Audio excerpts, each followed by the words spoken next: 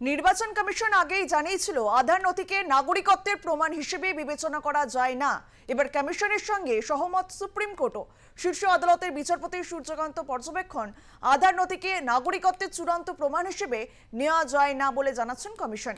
তারা ঠিকই বলেছে, এই নথির ক্ষেত্রে নাগরিকত্ব আলাদা করে যাচাই করতে হবে। বুধবার ফের এই মামলার শুনানি রয়েছে সুপ্রিম কোর্টে। বিহারে ভোটার তালিকার বিশেষ এবং নিবিড় সংশোধনী প্রক্রিয়াকে চ্যালেঞ্জ করে মামলা হয়েছে সুপ্রিম কোর্টে। মঙ্গলবার শীর্ষ আদালতে এই মামলার শুনানি হয় বিচারপতি সূর্যকান্ত এবং বিচারপতি জয়মাল্য বাগচির বেঞ্চে। দুপুর 1টা থেকে শুরু হয় সুপ্রিম কোর্টের শুনানি। শুনানির শুরুতেই চলে দুপক্ষের সওয়াল জবাব। আইনজীবী কপিল সিব্বল বলেন, একটি বিধানসভা এলাকায় 12 জনকে জীবিত দেখানো হয়েছে, অথচ এই 12 জনই মৃত। আবার অন্যদিকে মৃত ভোটারদের জীবিত দেখানো হয়েছে। বিএলওরা কি কাজ করছেন? তাদের যাচাই কাজ সঠিকভাবে হয়নি। অনেক বুথেই এই রকম ঘটনা হচ্ছে। মামলাকারী পক্ষ কিভাবে তা ট্র্যাক করবে?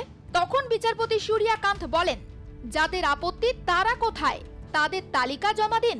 কমিশনের আইনজীবীর বক্তব্য, আমরা নোটিশ দিয়েছি, কারো কোনো আপত্তি থাকলে জানাবেন। কিছু ত্রুটি সেখানে থাকতে পারে। আপত্তি জানিয়ে আবেদন করলে কমিশন ঠিক করে দেবে। কোনো ব্যক্তি জীবিত বা মৃত হলে তা নিয়ে আপত্তি জানাতে হবে। কমিশন সেই অনুযায়ী পদক্ষেপ করবে। তখন আইনজীবী কপিল সিব্বল বলেন, অনেক সময় কমিশন যে তথ্য চাইছে আমার কাছে সেই সমস্ত তথ্য নেই, তখন কিভাবে আবেদন গ্রহণ হবে? সেক্ষেত্রে বিচারপতি সূর্যকান্তের পর্যবেক্ষণ, ফর্মে কোথায় লেখা আছে সব নথি থাকা বাধ্যতামূলক? নাগরিকত্বের জন্য কোনো একটি নথি অবশ্যই থাকতে হবে। প্রত্যেকেরই কিছু না কিছু নথি রয়েছে। একটি সিম কার্ড কিনতে গেলেও নথি দিতে হয়।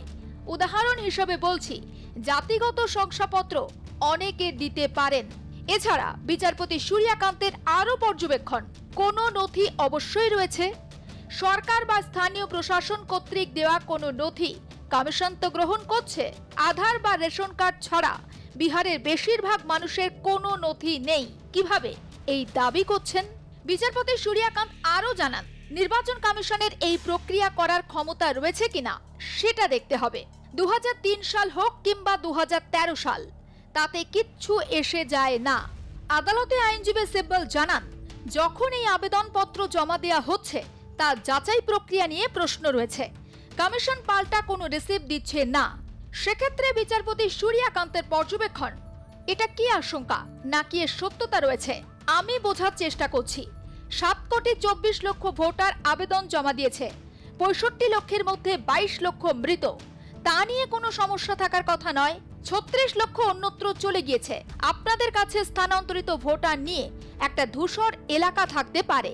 নির্বাচন কমিশন আগেই জানিয়েছিল আধার নথিকে নাগরিকত্বের প্রমাণ হিসেবে বিবেচনা করা যায় না। এবার কমিশনের সঙ্গে সহমত সুপ্রিম কোর্টও। শীর্ষ আদালতের বিচারপতির পর্যবেক্ষণ, আধার নথিকে নাগরিকত্বের চূড়ান্ত প্রমাণ হিসাবে নেওয়া যায় না। এই নথির ক্ষেত্রে নাগরিকত্ব আলাদা করে যাচাই করতে হবে। সুপ্রিম কোর্টে বুধবার ফের এই মামলার শুনানি। ব্যুরো রিপোর্ট, আর প্লাস নিউজ।